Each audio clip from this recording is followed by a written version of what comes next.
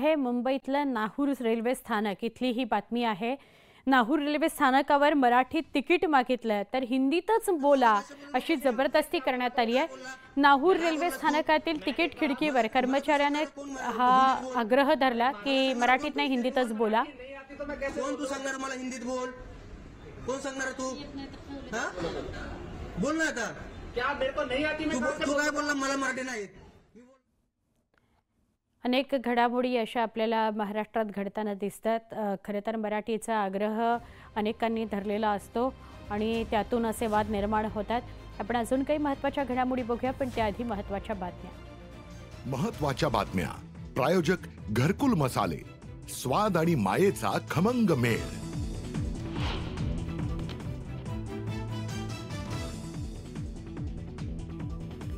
EVM विरोधात मविया आंदोलन उभारण्याची शक्यता। पराभूत उमेदवारांशी संवाद साधताना ठाकरेंचं सुतोवाच, तर वकिलांची टीम तयार करण्याचा पवारांचा निर्णय। भारताचा रशिया होणार, पुतीन यांनी विरोधकांना संपवलं तसं भारतात होतंय, जितेंद्र आव्हाड यांचा दावा। मवियाच्या पराभवाचं खापरही ईव्हीएमवर फोडलं। देवेंद्र फडणवीसांना मुख्यमंत्री करण्याचा निर्णय। भाजप श्रेष्ठींचा एकनाथ शिंदेंना संदेश। रामदास आठवलेंचा गौप्यस्फोट। मुख्यमंत्री एकनाथ शिंदेंनी राज्यपाल सीपी राधाकृष्णन यांच्याकडे सोपवला राजीनामा। शिंदे काळजीवाहू सीएम म्हणून काम करणार। मुख्यमंत्री पदाबाबत अमित शहा जो निर्णय घेणार तो मान्य। वरिष्ठांचा आरोप आल्यास दिल्लीत जाणार, केसरकरांची माहिती।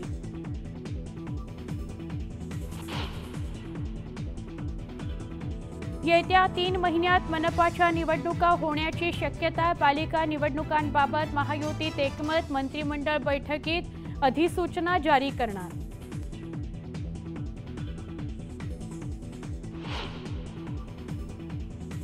महिला आणि आदिवासी असल्यानं राष्ट्रपतींबाबत राहुल गांधींना द्वेष। व्हिडिओ पोस्ट करत महाराष्ट्र भाजपकडून राहुल गांधींसह काँग्रेसवर हल्लाबोल।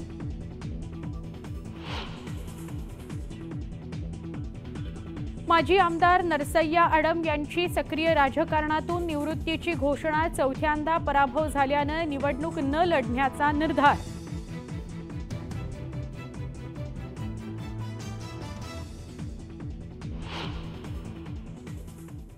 नमस्कार, बघणार आहोत सुपरफास्ट 100। काँग्रेस पक्षाच्या राष्ट्रीय कार्यकारिणीची 29 नोव्हेंबरला बैठक पार पडणार आहे। या बैठकीला काँग्रेसचे अध्यक्ष मल्लिकार्जुन खरगे, सोनिया गांधी, राहुल गांधींसह प्रियंका गांधी उपस्थित राहणार आहेत। खासदार उदयनराजे भोसले यांनी अजित पवारांची भेट घेतली। निवडणुकीतील विजयाच्या शुभेच्छा देण्याकरता देवगिरी बंगल्यावर जाऊन उदयनराजेंनी अजित पवारांची भेट घेतली। सत्ताधाऱ्यांनी एका मताला 3000 रुपये दिले, असे 20 ते 30 कोटी खर्च केले असा आरोप रोहित पवारांनी केला। तर महायुतीला बहुमत असूनही लाडक्या खुर्चीसाठी वाद सुरू असल्याचा टोला रोहित पवारांनी लगावला। मुख्यमंत्री एकनाथ शिंदेंच्या पत्नी लता शिंदे यांनी त्र्यंबकेश्वरमध्ये विधिवत पूजार्चना केली। दरम्यान खासदार हेमंत गोडसे यांनी शिंदे पुन्हा मुख्यमंत्री व्हावेत याकरता प्रार्थना केलेली बघायला मिळाली। एकनाथ शिंदे यांनी मुख्यमंत्रीपदाचा राजीनामा दिलेला आहे। देवेंद्र फडणवीस आणि अजित पवारांच्या उपस्थितीत शिंदेंनी राज्यपालांकडे त्यांचा राजीनामा सुपूर्द केला। एकनाथ शिंदेंनी राजीनामा दिल्यानंतर राज्यपालांनी त्यांची काळजीवाहू मुख्यमंत्रीपदी नियुक्ती केलेली आहे। आजपासून शपथविधीपर्यंत एकनाथ शिंदे काळजीवाहू मुख्यमंत्री म्हणून काम पाहणार आहेत। शिवसेनेत कोणतीही नाराजी नाही असं वक्तव्य दीपक केसरकरांनी केलं। तर अमित शहा जो निर्णय घेणार तो आम्हाला मान्य आहे, असा निरोप आल्यास दिल्लीला जाणार असं वक्तव्य दीपक केसरकरांनी केलं। मुख्यमंत्रीपदावरून महायुतीत कोणताही वाद नाही, वरिष्ठ एकत्र बसून निर्णय घेतील आणि मुख्यमंत्र्यांच्या नावाची घोषणा करतील असं वक्तव्य चंद्रशेखर बावनकुळेंनी केलं।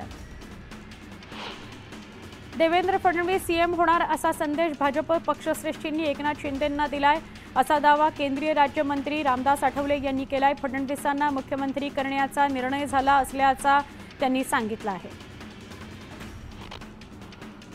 मुख्यमंत्री पदावरून महायुतीत कोणताही विसंवाद नाही। वरिष्ठ नेते मुख्यमंत्री पदाबाबत जो निर्णय घेतील तो आम्हाला मान्य असेल असं वक्तव्य संजय शिरसाट यांनी केलंय। तर आठवलेंनी केलेलं वक्तव्य त्यांचं वैयक्तिक वक्तव्य असेल असं स्पष्टीकरण शिरसाट यांनी दिलंय। महायुतीला बहुमत मिळालंय, त्यामुळे तिन्ही पक्ष एकत्रित येऊन लवकरच महायुतीचं सरकार स्थापन करू असा विश्वास उदय सामंतांनी व्यक्त केलाय। तर मुख्यमंत्री पदाबाबत वरिष्ठ लवकरात लवकर चर्चा करून निर्णय घेतील अशी माहिती उदय सामंतांनी दिली आहे। एकनाथ शिंदेंनी समोर येऊन देवेंद्र फडणवीसांना मुख्यमंत्रीपद देण्याबाबत बोलले असते तर त्यांची उंची अधिक वाढली असती अशी प्रतिक्रिया आरएसएसच्या अनिल सांभोरे यांनी दिली आहे। यावेळी सीएम पदावर भाजपचा अधिकार आहे असंही ते म्हणाले।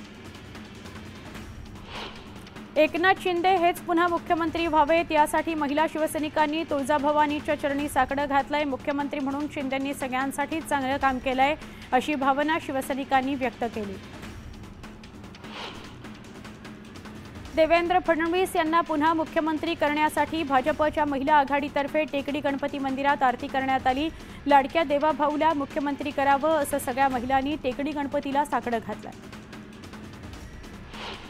छत्रपती संभाजीनगरमध्ये देवेंद्र फडणवीस हे मुख्यमंत्री बनावेत यासाठी महाआरतीचं आयोजन करण्यात आलं। भाजपचे पदाधिकारी आणि कार्यकर्त्यांनी आरती करत सुपारी हनुमानास साकडं घातलं।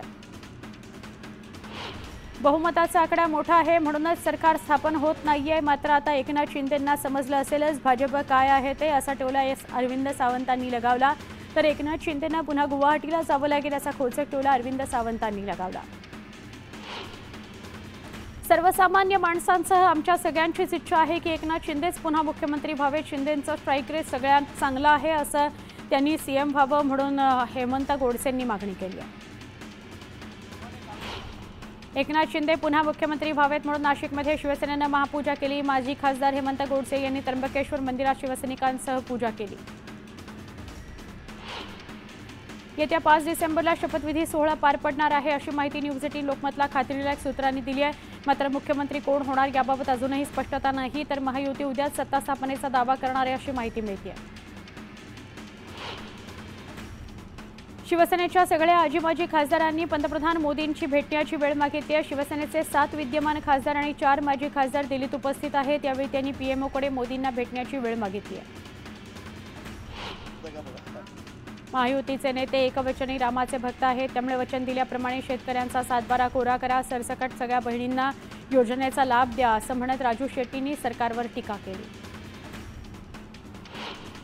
बीडच्या आष्टी मतदारसंघाचे नवनिर्वाचित आमदार सुरेश धस यांचा आष्टी नगरपंचायतीच्या वतीनं नागरी सत्कार करण्यात आला। यावेळी मोठ्या संख्येने नागरिकांची उपस्थिती होती। विधानसभा निवडणुकीत जाती आणि धार्मिक ध्रुवीकरणाचा फटका बसला अशी प्रतिक्रिया योगेश क्षीरसागर यांनी दिली। तसंच बीडच्या विकासाकरता कार्यरत राहणार असल्याचं क्षीरसागर म्हणाले। हिंगोलीचे भाजप आमदार तानाजी मुटकुळे हे तिसऱ्यांदा आमदारपदी निवडून आले। दरम्यान त्यांना मंत्रिपद मिळावं अशी कार्यकर्त्यांची मागणी आहे। त्यासाठी कार्यकर्त्यांनी नरसी नामदेवमधील संत शिरोमणी नामदेव महाराजांच्या मंदिरात प्रार्थना केली। माजी आमदार नरसय्या अडम यांची संसदीय राजकारणातून निवृत्तीची घोषणा होतीये। सोलापूर मध्य विधानसभा निवडणुकीत चौथ्यांदा पराभव झाल्यानंतर माजी आमदार नरसय्या अडम यांनी इथून पुढे कोणतीही निवडणूक न लढण्याचा निर्णय केलेला आहे।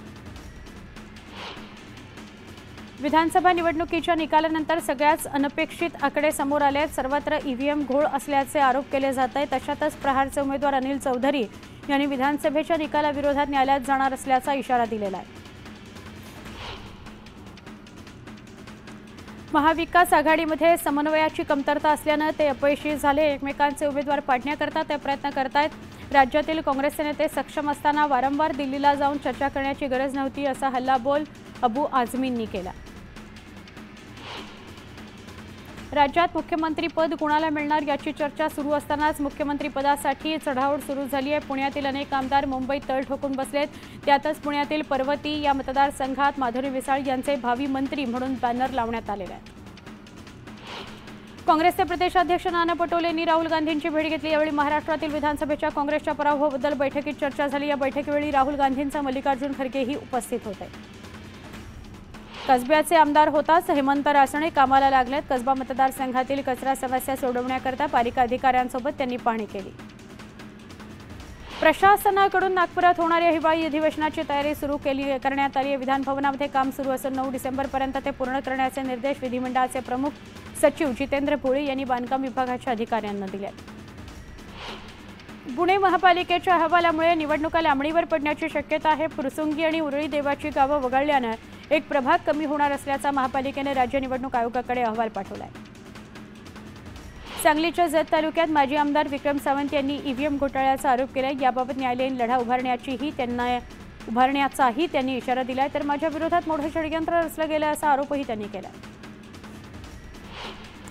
राज्यात लाडकी बहीण योजना गेम चेंजर ठरली असली तरी जळगावात मात्र लाडक्या बहिणींनी लाडक्या भावांना कौल दिलाय। जळगावात महायुतीचे 11 आमदार निवडून आले, त्यामुळे जिल्ह्यात एकही महिला आमदार नाही।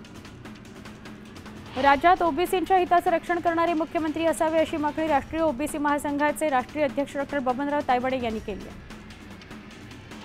वाशिम जिल्ह्यातील शिवसेना नेत्या भावना गवळी यांना या नवीन मंत्रिमंडळामध्ये स्थान देण्याची मागणी वाशिम जिल्ह्यातील शिवसैनिकांनी केली आहे। भावना गवळी यांनी 5 वेळा खासदार म्हणून संसदेत महिलांचं सक्षम नेतृत्व केलेलं आहे।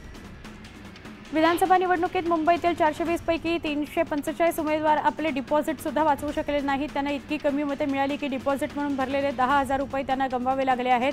यात सर्वाधिक 20 उमेदवार हे जोगेश्वरी पूर्व विधानसभा मतदारसंघातले आहेत। देवेंद्र फडणवीसांनी आज संविधान दिनानिमित्त संविधानाचं पूजन केलंय। सागर निवासस्थानी फडणवीसांनी संविधानाचं वाचन करत त्याची पूजा केली।